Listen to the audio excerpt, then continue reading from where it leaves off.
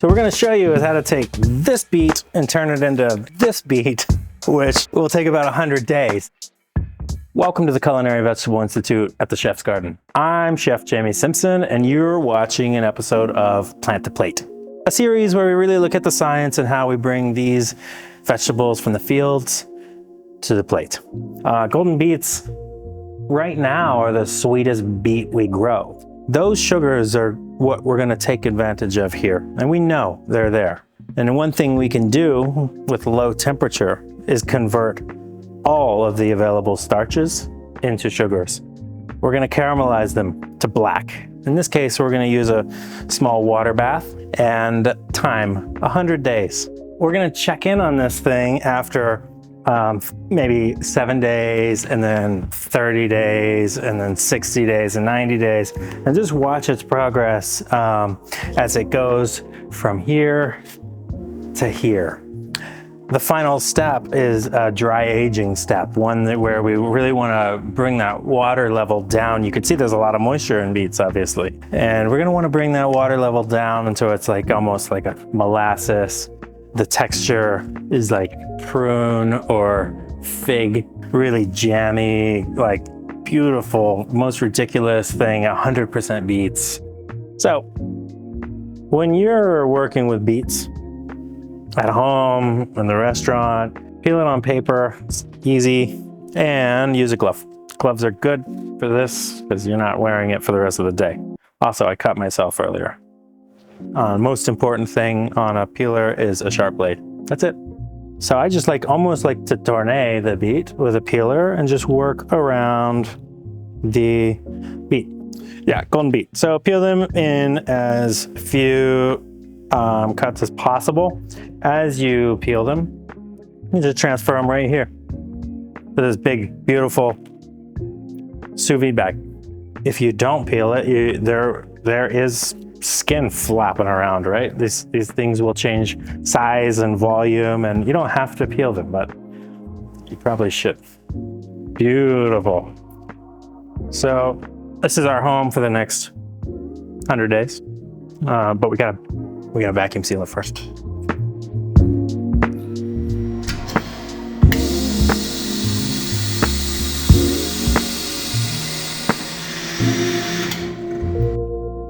You kind of want to keep track of, especially if you have a bunch of bags going in at the same time or at different times even. You want to mark them for sure to know really where you're at.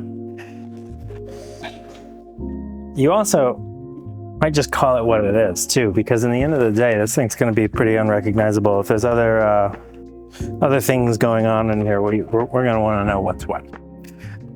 On circulators, there's 1,000 or maybe more, maybe thousands of options when it comes to sous vide baths today. A lot of companies, a lot of startups, a lot of hobby kits with coolers and garages and stuff like that. You don't need you don't need something fancy here. A circulator with a lid. And if you don't have a lid, use a bunch of plastic wrap to put a lid on it, because you don't want to come back and this thing's dry, and short it out and on fire. I could plug this in a closet. I could put it downstairs in the basement, and we can just kind of let it ride. We'll see you in 7 days. So we're 8 days in on this job, which means we're 8% complete. These particular beets are obviously no longer golden. I can see the liquid in between is really starting to, change, almost clarify. It looks like there's lots of little particles floating around, as if maybe the liquid even broke, or some of the starches have started this conversion. The beets themselves are very firm, almost blanched. The color, mauve. Yeah, what Pantone is this? If you look really closely, you can see some of almost what I would maybe describe as a vascular system of the beet, which is cool. You couldn't really see that before. Some veins, essentially, that look much darker than the rest of it. We're gonna circle back in, let's say, the 30-day mark. we'll be around 30% there, and let's see how we look then.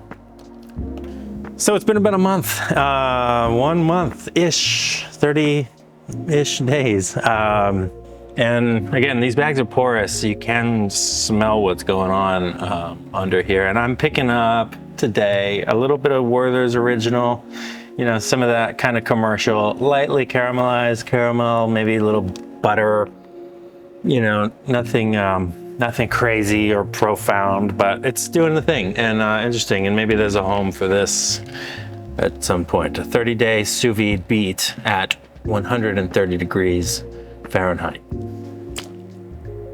Day 60.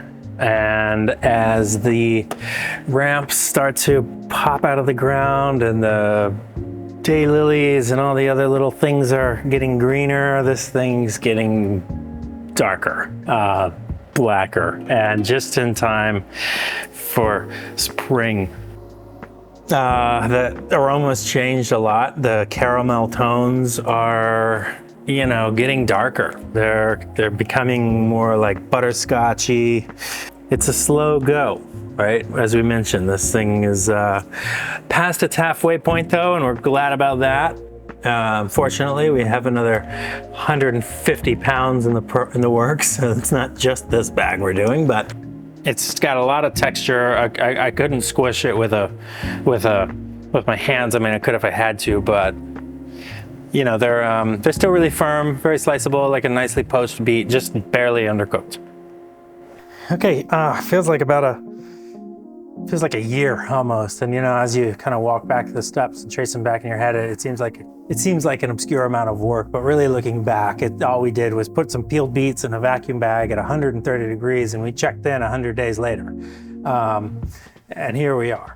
So you end up with these beautiful little, very soft, very, very fragrant, and they're too soft. So we dry age them. And we'll put them in the dry ager.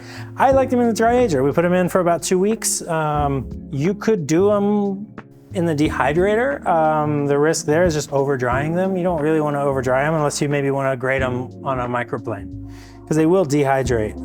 But there's a lot of sugar in here. It keeps them really soft, kind of jammy, fig-like, prune-like, date-like. Very obscure for an ingredient like a root vegetable to have this texture, but you can see it pretty well here. And it's just a beautiful, fragrant, sweet, concentrated, sticky, chewy thing. When we pull the beets out of the bag, they purge. Here, I'll grab a spoon, I'll show you. They purge liquid. And there's all this almost like just black beet juice that comes from it. We like to reduce it. We reduce it down to a glaze more than half.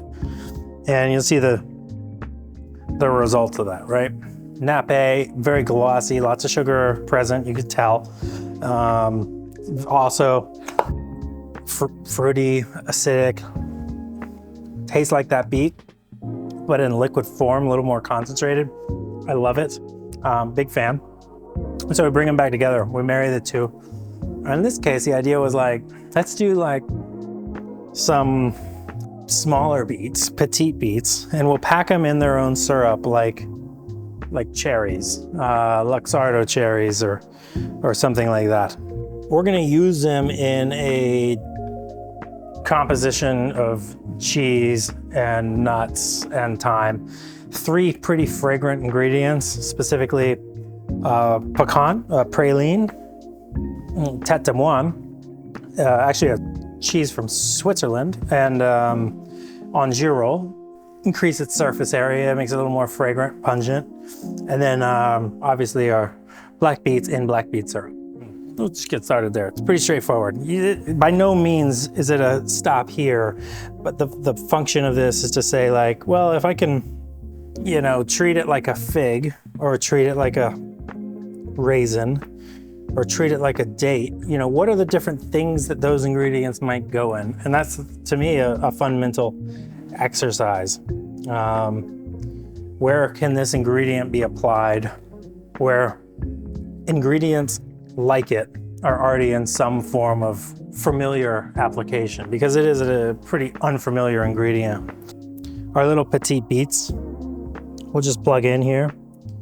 Obviously, cheese is a natural place for this ingredient.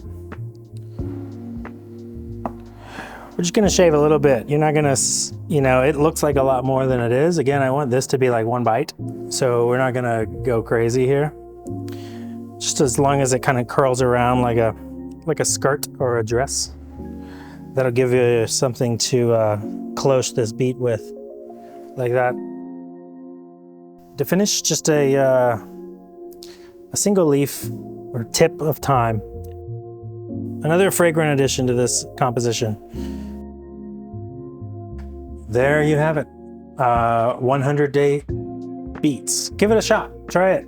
Tell me what you think. Try it with other fruit. Don't stop with beets, because carrots and parsnips and we know onions and all those other things, they have a lot of sugar in them, like garlic, the caramelized, like garlic, like beets. Try it with other ingredients. Don't stop here. It's just a point of inspiration. Who needs figs? Who needs dates? Who needs prunes? We don't grow those things. We grow beets. So here we are, our new fruit.